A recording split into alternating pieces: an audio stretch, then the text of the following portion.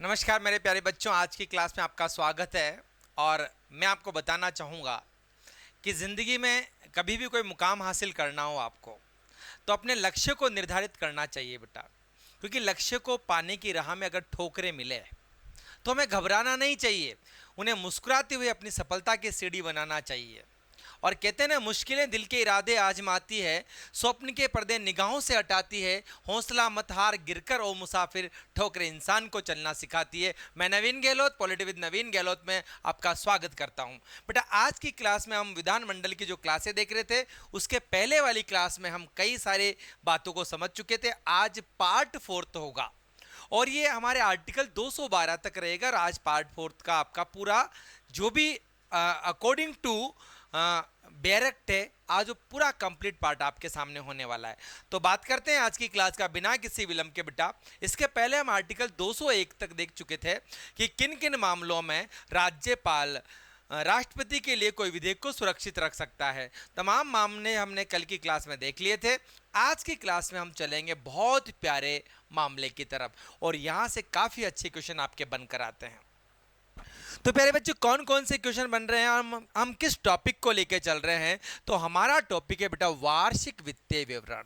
अब आप कहोगे कि साहब ये क्या है, ये कौन सा टॉपिक है, हमें तो समझ में नहीं आता इस टॉपिक का नाम क्या है। बेटा, तो इसको क्या कहेंगे? इसका नाम एक और है वार्षिक बजट। इसको आप बजट भी बोल सकते हो। क्या बोल सकते हो मेरे प्यारे बच्चों? इसको बजट भी बोला जा सकता है। और ये बजट जो शब्द है, ये आप सभी प्यारे प्यारे बच्चे जानते हैं। ये बजट कौन सा बेटा? ये वार्षिक बजट होता है। ये कौन सा बजट होता है मेरे प्यारे बच्चे? ये बजट हमारा कौन सा होता है? वार्षिक बजट होता है। कौन सा बजट होता है? वार्षिक बजट होता है। प्रत्येक वर्ष जारी किया जाता है और उसके बारे में ये प्रावधान आपके सामने है। बेटा, राज्यपाल प्रत्येक वित्तीय वर्ष में, आपको सबको पता है कि प्रत्येक वित्तीय वर्ष कब से प्रारंभ होता है? अरे मेरे प्यारे बच्चों, वित्तीय वर्ष कब से प्रारंभ होता है? तो याद रखना, अगर आपके सामने एक प्रश्न आ जाता है वित्तीय वर्ष का, तो सभी बच्चे याद रखेंगे बेटा, ये जो प्रारंभ होता है ये हमारा 1 अप्रैल से प्रारंभ होता है। 1 अप्रैल से कहाँ तक चलता है बेटा? 31 मार्च तक हमारे पास क्या चलता है? वित्तीय वर्ष चलता है। तो ये आपको अच्छी तरीके से याद है। अरे मार्च 31 का ही होता है ना कि 30 मार्च होता है? मेरी गणित थोड़ी कमजोर है, आप देख लेना, ठीक है ना। तो 31 मार्च तक वित्तीय वर्ष है। ये ओपनिंग है और ये क्लोजिंग है। तो राज्यपाल प्रत्येक वित्तीय वर्ष के संबंध में राज्य विधानमंडल के सदन या दोनों सदनों के समक्ष क्या रखेगा बेटा? कि भाई कितनी अनुमानित प्राप्तियां हैं, कितना पैसा आया है और कितना पैसा गया है, ये रखेगा। और इसी को आयाराम और गयाराम को ही हमने क्या कहा? वार्षिक वित्तीय विवरण कहा।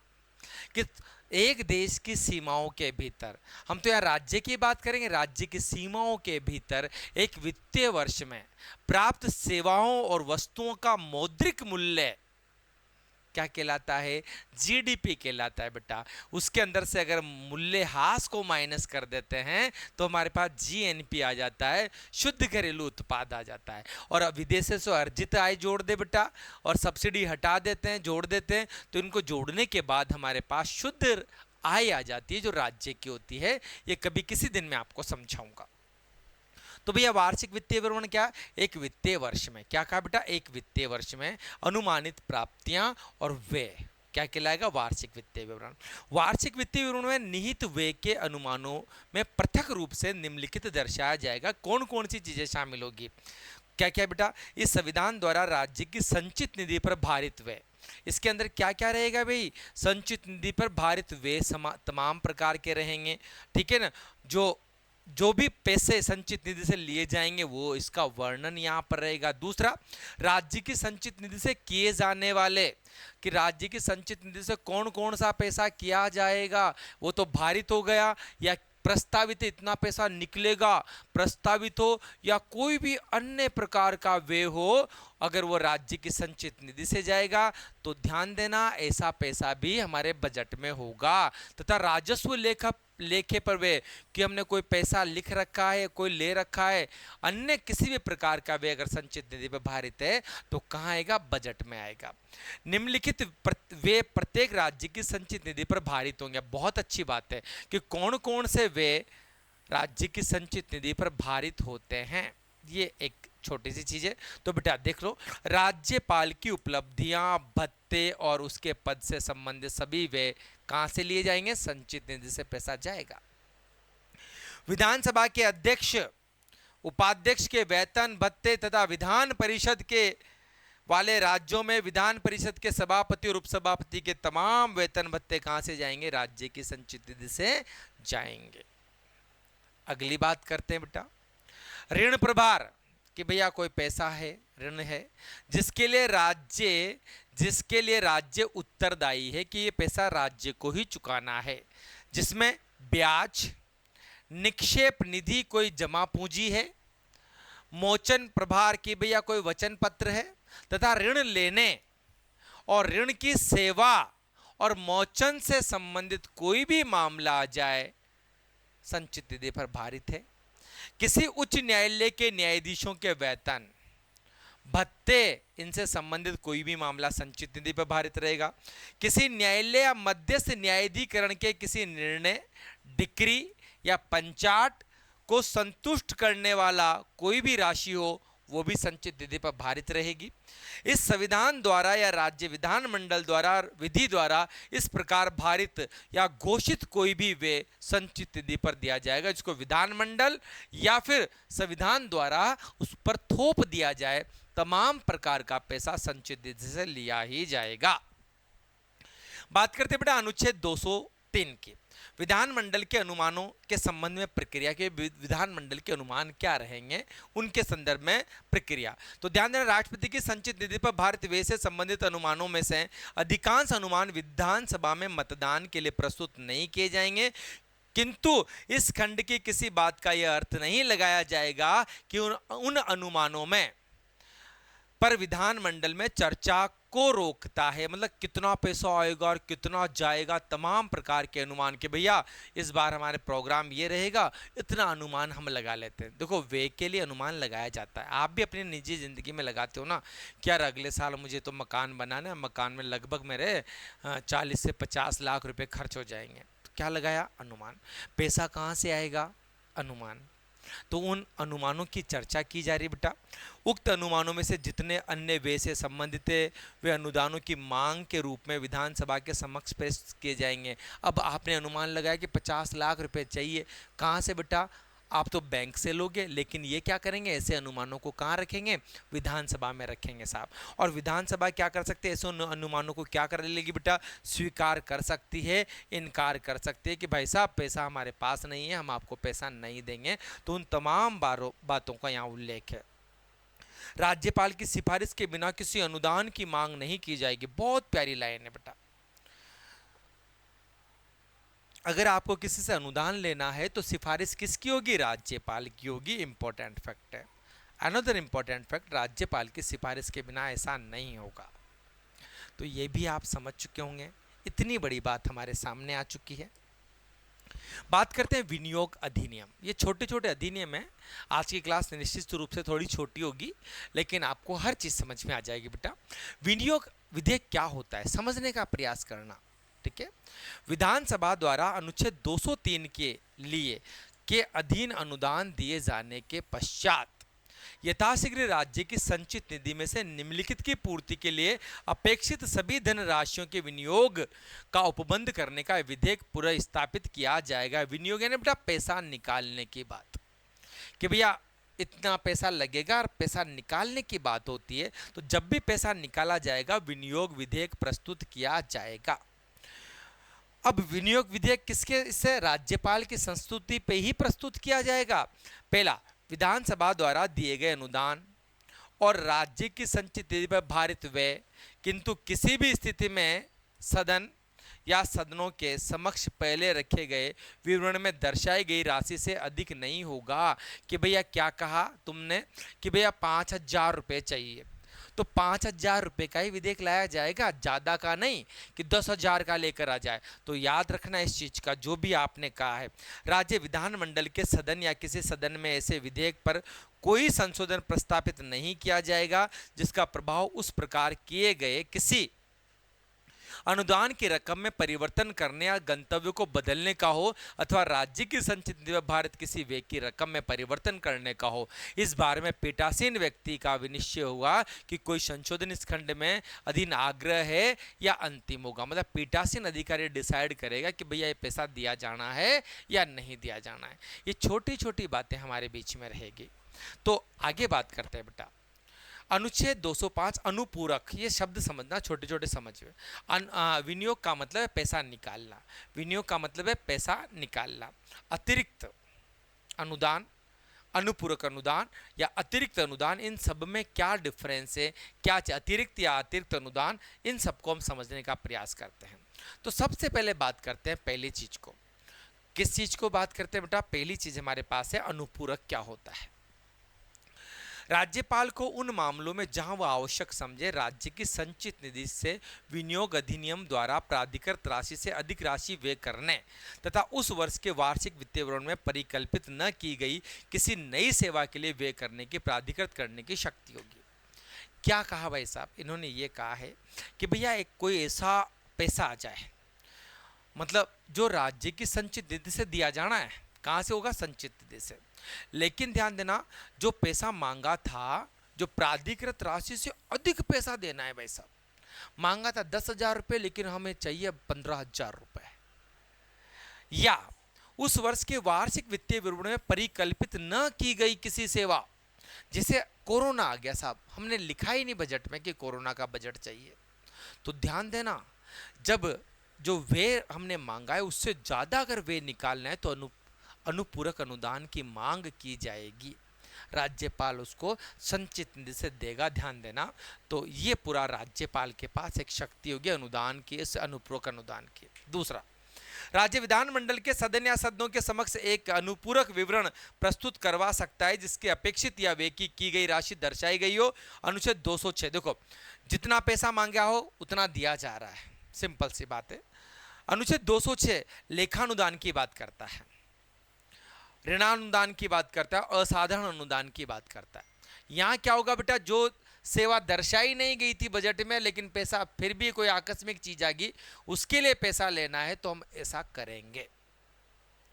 लेखानुदान क्या होगा बेटा? इस अध्याय के पूर्वगामी उपबंधों में से किसी बात के होते हुए भी किसी राज्य की विधानसभा को यह शक्ति होगी कि वह किसी वित्तीय वर्ष के किसी भाग के लिए अनुमानित व्यय के संबंध में कोई अनुदान अग्रिम रूप से देगा कि भाई पहले से पैसा दे दिया, इतना रुपया लगेगा, और जब तक ऐसे अनुदान पर मतदान के लिए अनुच्छेद 204 में निर्धारित प्रक्रिया पूरी न हो जाए उस व्यय के संबंध में अनुच्छेद 205 के उपबंध के अनुसार कानून पारित न हो जाए। कुल मिला के ये है कि भाई साहब जो अनुमानित व्यय के संबंध में कोई अनुदान अग्रिम रूप से दे दिया, पहले ही दे दिया भाई साहब, मतलब 500 करोड़ का बजट है, पहले दे देगी 500 करोड़ का बजट शिक्षा पे खर्च होगा, लेकिन खर्च तो 400 करोड़ ही हुआ है, तो अग्रिम अनुदान दे देना किसी भी चीज के लिए, लेखा अनुदान मतलब पहले से। और लेखा अनुदान कब है? कब सरकार को चलाने के लिए, जब सरकार देखो समय से पहले, बजट सत्र से पहले विघटित हो जाती है तो लेखा अनुदान पेश कर दिया जाता है कि भाई साहब हमें इतना पैसा चाहिए, हमें सरकार चलानी, आगे का टाइम देखना है। जैसे अभी भजनलाल सरकार हमारे दिसंबर में बनी, 15 दिसंबर को उसने लेखा अनुदान पारित किया। क्यों? क्योंकि हमें अप्रैल तक आना था ना, 30 मार्च तक क्लोजिंग करनी थी, तो लेखा अनुदान हमारा अलग से आया। ध्यान देना, वो पैसा उसको पहले दिया गया। राज्य के संसाधनों पर, भाई राज्य के संसाधन जितने भी हैं बेटा, अप्रत्याशित मांग को पूरा करने के लिए अनुदान देना। भाई जो संसाधन है, अप्रत्याशित कोई मांग आ गई उसको पूरा करने के लिए अनुदान देना। जब सेवा की विशालता या अनिश्चित प्रकृति के कारण मांग की वार्षिक वित्तीय विवरण में सामान्यतः दिए गए ब्यौरे के साथ नहीं बताया जा सके कि भैया हम नहीं जानते थे कितना पैसा खर्च हो सकता था, कोरोना आ गया, हम नहीं जानते थे, बजट में हमने लिखा ही नहीं है, तो ध्यान रखना ऐसी कंडीशन में जो अनुदान दिए जाते हैं वो इसी प्रकृति के अनुदान होंगे, ध्यान देना। कोई अपवादात्मक अनुदान, भैया अपवाद आ गया साहब, अनुदान देना जो किसी वित्तीय वर्ष की चालू सेवा का भाग नहीं हो, मतलब हमें पता ही नहीं है कि अनुदान देना है और लेकिन ऐसी चीजें आती है तो वो इसी प्रकार के अनुदान में डाल दी जाएगी। नोट देखना, किसी राज्य का राज्यपाल विधानसभा द्वारा ऐसे व्यय की मंजूरी दिए जाने तक राज्य की संचित निधि से व्यय को अधिकृत कर सकता है, मतलब राज्य की संचित निधि से पैसा निकाल सकता है अगर इस प्रकार के अनुदानों की मांग राज्यपाल से की जाती है। वित्तीय लचीलेपन के प्रावधान 2006 विधानसभा को विभिन्न प्रकार के वित्तीय अनुदानों की मंजूरी देने की अनुमति देता है। तमाम प्रकार की मंजूरी देने की अनुमति कौन देगा? लचीलापन हमारे पास है ही सही, जो ये सुनिश्चित करते हैं कि सरकार नियमित बजट प्रक्रिया अधूरी होने पर भी प्रभावी ढंग से काम करना जारी रख सकती है। इनमें वोट ऑन अकाउंट और ओट ऑफ क्रेडिट और असाधारण अनुदान शामिल है। देखो कितनी बड़ी बात है, ऑट ऑन अकाउंट आ जाएगा पैसा, ऑट ऑन क्रेडिट जोड़ दिया जाएगा और असाधारण प्रकार के अनुदानों की शक्तियां शामिल है। कुल मिला के मांगों की बात की जा रही है। लेखा अनुदान क्या है, इधर देखना, यह तंत्र विधानसभा को वित्तीय वर्ष के एक भाग के लिए, यह तंत्र विधानसभा को एक वित्तीय वर्ष के एक भाग के लिए धनराशि प्रदान करने से सक्षम बनाता है। मैंने क्या कहा था, भजन लाल सरकार ने लास्ट का जो थोड़ा सा टाइम था ना, दिसंबर से लेकर मार्च तक का, उसको दिया है लेखानुदान, जिससे यह सुनिश्चित होता है कि बजट को अंतिम रूप में दिए जाने तक सरकार कामकाज जारी रख सके। अरे भैया सरकार का टाइम पहले खत्म हो गया और जब खत्म हो गया तो भजन लाल जी को पैसा चाहिए था, तो उन्होंने क्या है, लेखा अनुदान पारित करवा दिया, हमें पैसा चाहिए सरकार को चलाने के लिए। बेटा ऋण मतपत्र क्या होते हैं, छोटी छोटी बातें हैं, समझ लेना, ज़्यादा क्वेश्चंस तो बनते नहीं लेकिन आपको याद आना, ये अप्रत्याशित व्यय के लिए प्रदान किए जाते हैं। अगर कोई ऐसा पैसा आ गया जिसका बजट में उल्लेख नहीं, तब ये ऋण मतपत्र जारी होगा, जिसका पहले से सटीक अनुमान नहीं लगाया जा सकता, जिससे सरकार को अप्रत्याशित वित्तीय मांगों का प्रबंधन करने की सहायता मिलती है। ठीक है, पहली चीज। असाधारण अनुदान क्या होता है बेटा? असाधारण अनुदान किसे कहते हैं? ये अनुदान विशिष्ट उद्देश्यों के लिए दिए जाते हैं जो वर्ष की नियमित वित्तीय सेवाओं से बाहर होते हैं तथा वे विशिष्ट और एक बार की घटनाओं के लिए धन उपलब्ध कराते हैं। ठीक है, वे के लिए राज्यपाल प्राधिकरण क्या होता है, इसको भी समझ लेते हैं।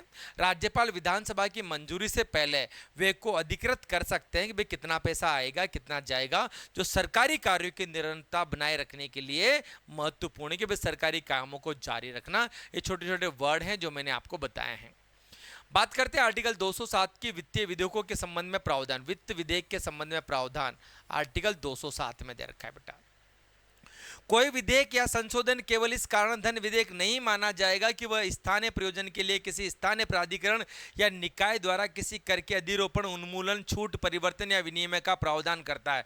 हमने धन विधेयक पढ़ा था कि भाई धन विधेयक में कौन कौन सी चीजें डिसाइड हमारा विधानसभा अध्यक्ष करेगा, उसी प्रकृति का होता है हमारा वित्त विधेयक जिसमें पैसे की बात की जा रही हो।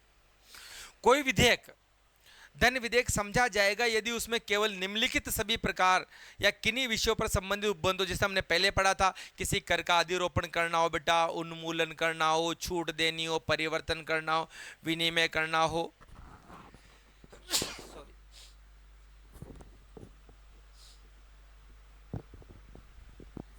चलें बेटा, किसी राज्य सरकार द्वारा धन उधार लेने या कोई गारंटी देने, विनिमय करने, मतलब पूरा धन विधेयक के बारे में जो हमने पहले समझा था वो पूरा का पूरा विवरण इसके अंदर दे रखा है। संचित से पैसा देना वेना पूरी चीजें इसके अंदर आ रही है बेटा। तीसरा, यदि कोई प्रश्न उठता है कि कोई विधेयक धन विधेयक है या नहीं, तो विधानसभा अध्यक्ष क्या करेगा, इसका निर्णय लेगा। हम पहले की क्लास में इसको समझ चुके हैं।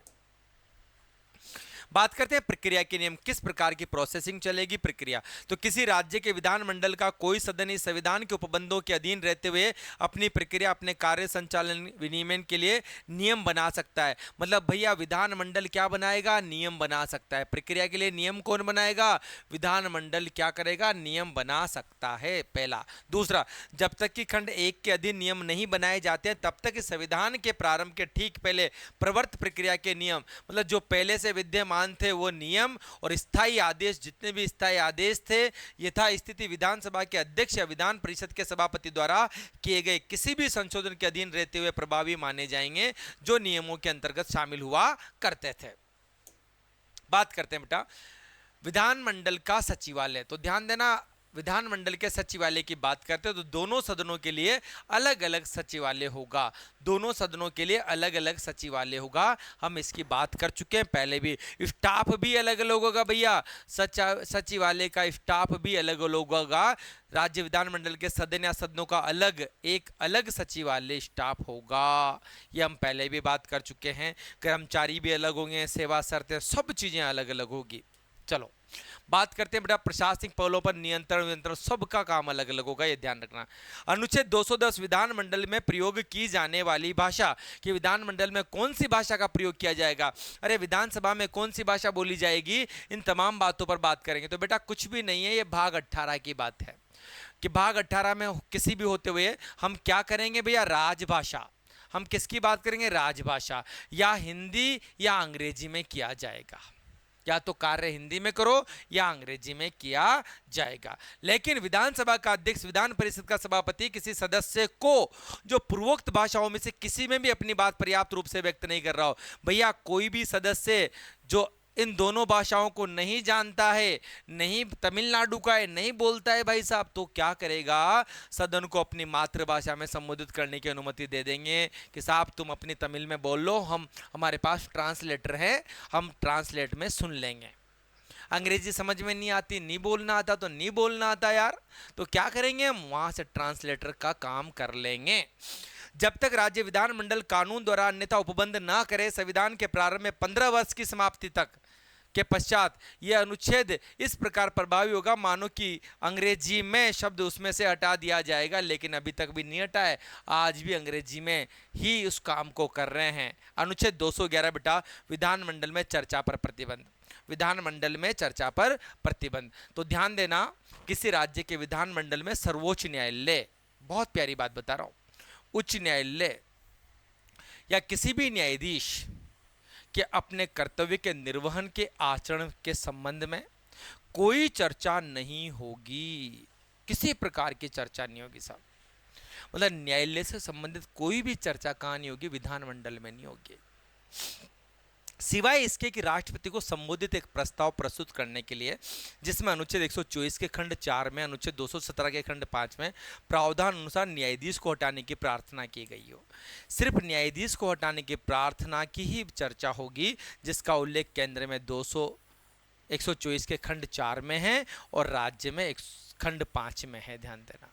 इसके अलावा किसी भी प्रकार की चर्चा विधानसभा में या संसद में नहीं की जाएगी। बात करते हैं आर्टिकल 212, न्यायालयों द्वारा विधानमंडल की कार्यवाही की जांच न करना, कि न्यायालय विधानमंडल की किसी भी कार्यवाही की जांच नहीं करेगा कि क्या जांच होगी क्या नहीं है। तो ध्यान देना बेटा, किसी राज्य विधानमंडल की किसी कार्यवाही की वैधता प्रक्रिया या किसी कथित अनियमितता के आधार पर प्रश्न गत नहीं किया जाएगा, मतलब राज्य विधानमंडल द्वारा जांच नहीं की जाएगी।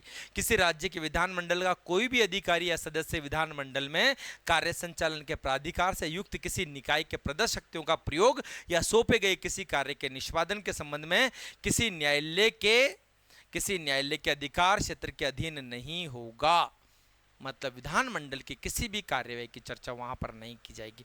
न तू मेरी बात करेगा न मैं तेरी बात करूंगा, तू भी फ्री और मैं भी फ्री। जब तेरे पास किसी न्यायाधीश को हटाने का मामला आ जाए तो तू चर्चा कर लेना, और हमारे पास कोई प्रार्थना लेकर आ जाए भाई तुमने न्यायालय के विरुद्ध कार्य किया, तो हम देख लेंगे।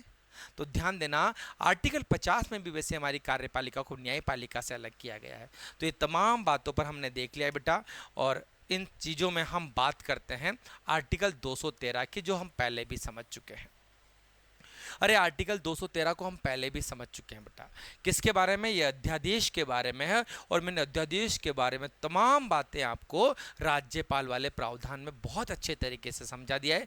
कब अध्यादेश जारी होगा, कब अध्यादेश जारी नहीं होगा, तो इन चीज़ों को आप पढ़ लेना। आपको पीडीएफ इसकी मिल जाएगी क्लास की तुरंत बाद। ये वही चीज़ें बेटा, अध्यादेश के बारे में पूरी जानकारी है। तो मैं समझता हूँ कि आज की क्लास आपको समझ में आ चुकी होगी। हमने आर्टिकल 163 से लेकर